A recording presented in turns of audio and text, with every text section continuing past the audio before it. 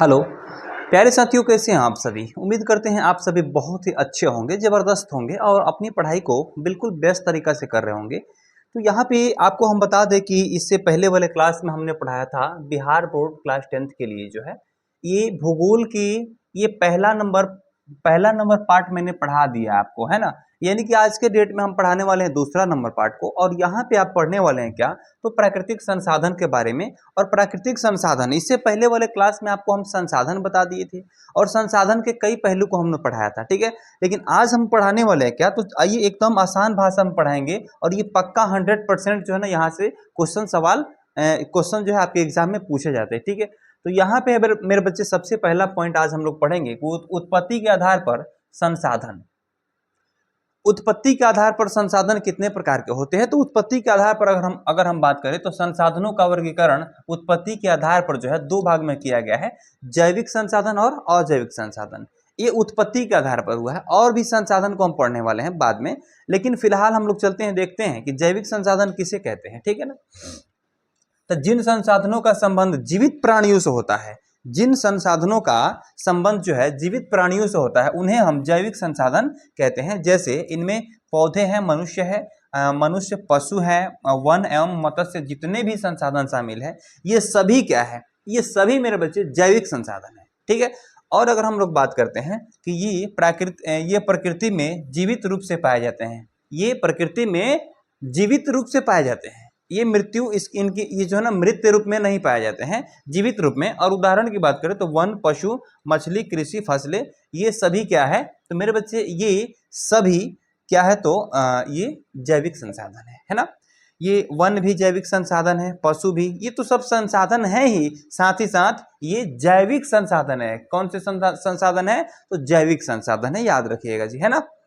चलिए अब हम देखेंगे अजैविक संसाधन को। तो यहाँ पे देखेंगे आप लोग कि जिन संसाधनों का संबंध निर्जीव वस्तुओं से होता है उन्हें अजैविक संसाधन कहते हैं। जैसे यहाँ पे देखें तो ये प्राकृतिक रूप से उपलब्ध होते हैं, ये प्राकृतिक रूप से उपलब्ध होते हैं, ये होते हैं यहाँ पर जल, वायु, मिट्टी, चट्टानें, खनिज इत्यादि, ये सभी क्या है, तो अजैविक संसाधन है।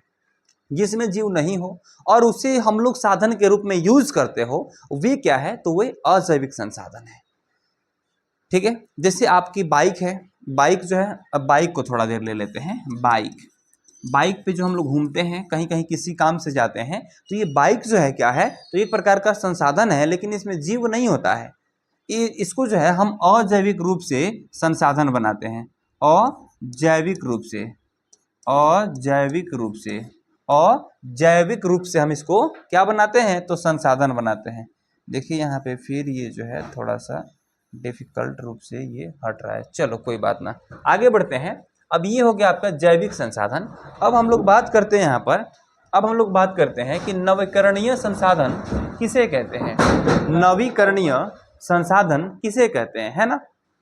तो नवीकरणीय संसाधन की अगर हम लोग बात करते हैं यहाँ पर, तो ये हो जाएगा ऐसे संसाधन जो पुनः प्राप्त किए जा सकते हैं, जो पुनः प्राप्त किए जा सकते हैं उसे हम कहते हैं नवीकरणीय संसाधन।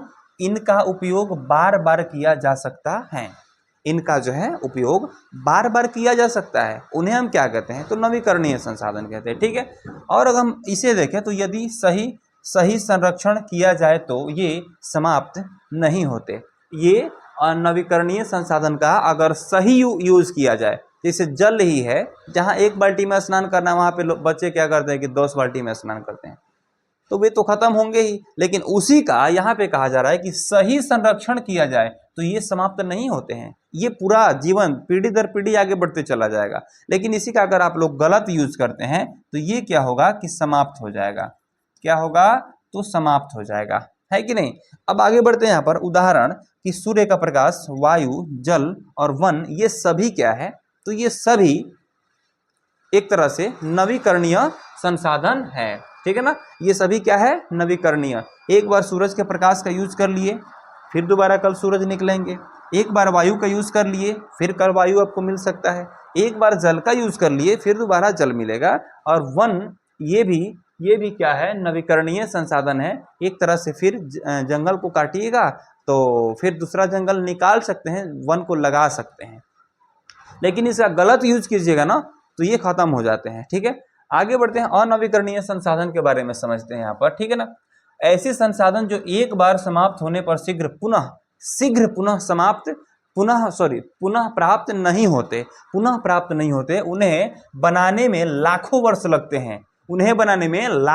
लगते हैं। उसके बाद इनका सीमित मात्रा में उपयोग करना चाहिए। क्या करना चाहिए? इनका सीमित मात्रा में उपयोग करना चाहिए। उसके बाद उदाहरण की बात करें तो कोयला, पेट्रोलियम, प्राकृतिक गैस, लोहा, अयस्क, ये सभी क्या है? तो ये सभी अनवीकरणीय संसाधन है कि नहीं। आगे बात करते हैं हम लोग यहाँ पर आगे बात करते हैं, स्वामित्व के आधार पर संसाधनों का भी वर्गीकरण करते हैं। स्वामित्व का मतलब एक तरह से कहते हैं, स्वामित्व का मतलब मलिकाना कह सकते हैं, मलिकाना के आधार पर कि कौन किसका मालिक है। तो व्यक्तिगत संसाधन है, सामुदायिक संसाधन, राष्ट्रीय और अंतर्राष्ट्रीय संसाधन है, ठीक है। अब सबसे पहला चीज यहाँ पे हम लोग देखेंगे कि व्यक्तिगत संसाधन किसे कहते हैं, है ना। व्यक्तिगत संसाधन किसे कहते हैं? तो व्यक्तिगत का मतलब क्या होता है? नाम से ही पता चल रहा है, जो प्राइवेट हो, जो क्या हो, तो प्राइवेट हो, उसे हम क्या कहते हैं? तो व्यक्तिगत संसाधन कहते हैं। यानी कि जिन संसाधनों पर किसी एक व्यक्ति का अधिकार होता है, जिन संसाधनों पर किसी एक व्यक्ति का अधिकार होता है, उसे हम क्या कहते हैं? व्यक्तिगत संसाधन कहते हैं। लेकिन यहाँ पे देखें तो इसका उपयोग एक नियंत्रण संबंधित व्यक्ति के पास होता है, एक व्यक्ति के पास होता है। जैसे हम बात करते हैं कि हमारा बाइक है, हम अपने बाइक को खुद ही चला सकते हैं, हम इस पेन से खुद लिख सकते हैं। कोई दूसरा व्यक्ति आता है और कहता है कि कलम दीजिए, हमको भी लिखना है, हम कहेंगे नहीं दे सकते हैं। क्यों? क्योंकि यह जो है, यह मेरा ही केवल कलम है, आपका अधिकार इस पर नहीं है बच्चों। तो हम इसे क्या कहेंगे? कलम। जैसे कलम को ही ले लेते हैं, कलम क्या है? तो ये एक तरह से व्यक्तिगत संसाधन है, ठीक है। उदाहरण के लिए घर, खेत, निजी वाहन, निजी कुआं आदि, ये सभी क्या कहलाते हैं? ये सभी व्यक्तिगत संसाधन ही है। एग्जाम में कैसे पूछता है सवाल कि व्यक्तिगत संसाधन क्या है, उसका 2 उदाहरण दीजिए। तो यहाँ पे लिख दीजिएगा कि व्यक्तिगत संसाधन किसी भी व्यक्ति का उस पर केवल अधिकार हो, इसका उपयोग केवल नियंत्रण संबंधी व्यक्ति के पास होता है, केवल एक व्यक्ति के पास होता है। उसके बाद लिखिएगा यहाँ पर कि घर, खेत, निजी वाहन, निजी कुआं आदि, ये सभी क्या है? तो ये सभी व्यक्तिगत संसाधन है। चलो बच्चों आगे बढ़ते हैं। अगला सवाल है, सामुदायिक संसाधन किसे कहते हैं? तो जिन संसाधनों का उपयोग पूरे समुदाय के द्वारा किया जाता है, जिन संसाधनों का उपयोग पूरे समुदाय के द्वारा, जितने भी हमारे समाज में समूह हैं, सभी लोग जिसका उपयोग करते हैं, वे सभी क्या है? वे सभी सामुदायिक संसाधन कहते हैं उसे। और यहाँ पे इन पर किसी एक व्यक्ति का अधिकार नहीं होता है। जैसे किसी मंदिर की बात कर लिया जाए, मस्जिद की बात कर लिया जाए, सड़क की बात कर लिया जाए, गुरुद्वारा की बात कर लिया जाए, ये सभी क्या है? तो बाबू मेरे ये सभी क्या है? सामुदायिक संसाधन है कि नहीं। उदाहरण की बात करें तो सार्वजनिक पार्क, जैसे नदी के किनारे कोई पार्क लगा है, वहाँ पे आप जा सकते हैं, आपके अड़ोसी पड़ोसी भी जा सकते हैं, आपके जो है गांव के कोई व्यक्ति जा सकते हैं, ग्रामीण लोग सभी लोग जा करके उस पार्क में घूम सकते हैं। और यहाँ पे खेल का जो मैदान होता है, पंचायत भवन जो होता है, वहाँ पे भी सबका अधिकार होता है, ठीक है। अगला पॉइंट यहाँ पे देखें तो पंचायत भवन, उसके बाद है सार्वजनिक तालाब, उसके बाद आदि, ये सभी क्या होते हैं? तो ये क्या है? सामुदायिक संसाधन है। समुदाय का मतलब समूह होता है, सभी समाज के समूहों का जहाँ पर अधिकार होता है उसे सामुदायिक संसाधन कहते हैं, ठीक है। अगला पॉइंट अगर बात करते हैं हम लोग यहाँ पर, तो राष्ट्रीय संसाधन को देखेंगे, ठीक है। राष्ट्रीय, जैसे आप लोग बचपन से ही पढ़ते आ रहे हैं कि राष्ट्रीय पक्षी क्या है, राष्ट्रीय पशु क्या है। तो राष्ट्रीय पक्षी को कहते हैं मोर है। राष्ट्रीय पशु की बात करें तो हम लोग क्या कहते हैं? राष्ट्रीय पशु क्या है? तो बाघ है।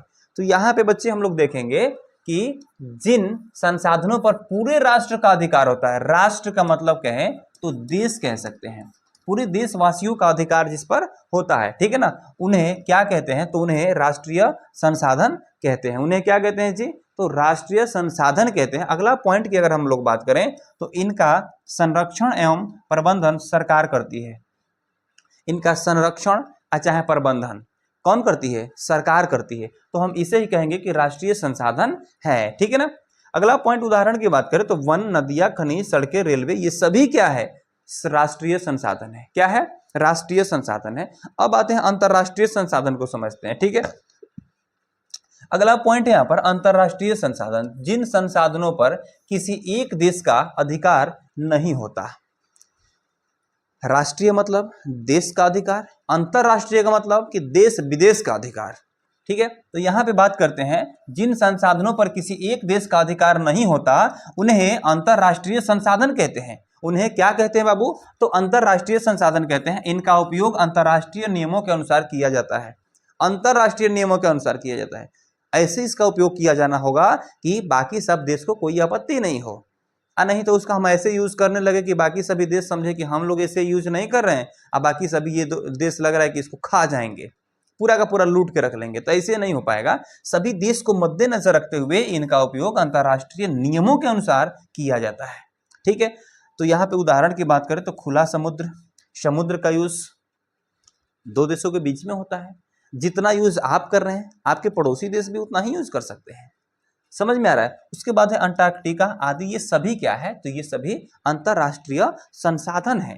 ठीक है, तो मेरे प्यारे बच्चे यहाँ पर मैंने आपको यहाँ पे बताया क्या, यहाँ इस वीडियो में हम लोग पढ़े उत्पत्ति के आधार पर संसाधन, है ना, दो प्रकार के, यहाँ पे जैविक अजैविक, है ना। उसके बाद हमने यहाँ पे पढ़ा जैविक संसाधन, उसके बाद मैंने डिफाइंड किया अजैविक संसाधन को। साथ ही साथ मैंने यहाँ पे पढ़ा क्या, नवीकरणीय, जो एक बार यूज करने के बाद फिर दोबारा उत्पन्न हो जाता है। अनवीकरणीय के मतलब होता है कि दोबारा हम इसको यूज नहीं कर सकते हैं, एक बार खत्म तो खत्म। जैसे कोयला वगैरह जो है हमेशा अनवीकरणीय रूप में देख सकते हैं, ये एक बार खत्म हो जा रहा है ना, पेट्रोल डीजल वगैरह दोबारा नहीं मिल रहा है। तो ये सभी क्या है? तो ये सभी अनवीकरणीय संसाधन है कि नहीं।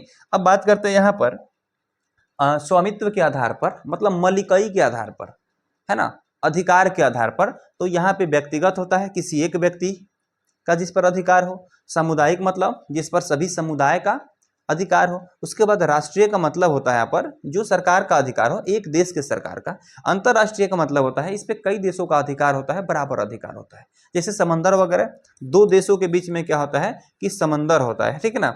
दो देशों के बीच में अगर हम बात करते हैं समुद्र की, तो समुद्र पे सभी देशों का लगभग बराबर का अधिकार होता है कि नहीं। अब हम बात करेंगे यहाँ पर सबके बारे में, मैंने परिभाषा यहाँ पे बता दिया, और अगले वीडियो में जो है कई रूपों में भी और भी परिभाषा मतलब आपको हम देने वाले हैं कि कई अलग अलग मुद्दों के अनुसार संसाधन को विभाजित किया गया है। तो इस वीडियो में बस इतना ही, तो फिर मिलेंगे जस्ट अगले वीडियो में, बस इसी टाइम पे कल के क्लास में मिलेंगे आपसे।